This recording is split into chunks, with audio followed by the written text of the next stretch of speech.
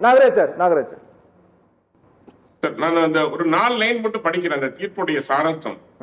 நீதிபதியின் கருத்து: ஆளுநர் கையெழுத்தை நீதிமன்றம் போட முடியாது. சரி. அதுபோல நீதிமன்றம் ஆளுநரின் முடிவை மாற்ற முடியாது. ஓகே.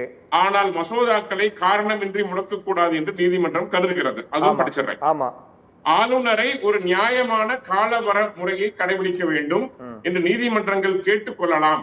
ஆனால் ஆளுநரின் இறுதி முடிவில் நீதிமன்றம் தலையிடாது. ஏற்கனவே நீதிமன்றம் ஏற்கனவே நீதிமன்றம் குடியரசுத் தலைவருக்கும் ஆளுநருக்கும் 3 மாத கால நெடுக்கெடு நிர்ணயித்ததை உச்ச நீதிமன்றம் நீக்கி உத்தரவிடுகிறது. எங்க உத்தரவு காட்ட சொல்லுங்க. அதுதான் நான் திரும்ப சொல்றேன். ஒபினியனா அது முடிச்சிட்டோம் உங்ககிட்ட வரேன். முடிச்சிட்டது இல்லங்க. நான் முடிச்சல கேக்குறேன். இதாங்க ஆர்டர் காப்பி. இங்கிலீஷ்ல தாங்க ஆர்டர் காப்பி இருக்கு. எங்கங்க இருக்கு அவரை காட்ட சொல்லுங்க.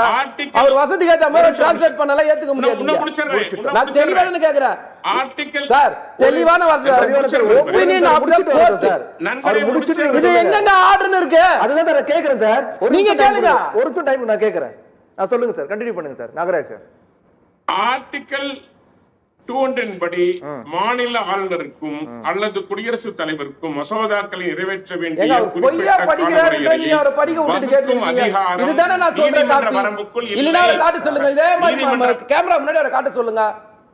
Nagaraj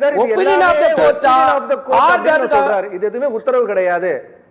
opinion of the court அப்படிங்கற நீதிபதியின் கருத்து சொல்லப்பட்டிருக்கிறது. கருத்து பேசுங்க.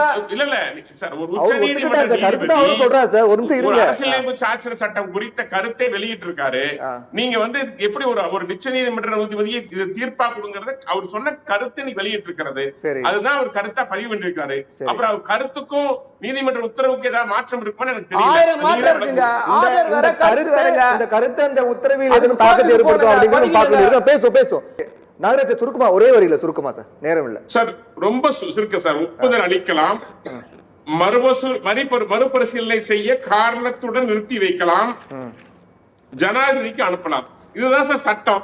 நிறுத்தி வைக்கலாம் இல்லங்க, ஒண்ணு திருப்பி அனுப்புங்க, இல்ல அதை வந்து எங்களுக்கு கொடுத்துருங்க, இல்ல மேல அனுப்புங்க. இவ்வளவுதான் விஷயம். கால வரம்பு கிடையாது. தீர்ப்பு படிச்சுட்டு நம்ம திரும்ப கூட விவாதிக்க வேண்டிய சூழ்நிலை விவாதிக்கலாம்.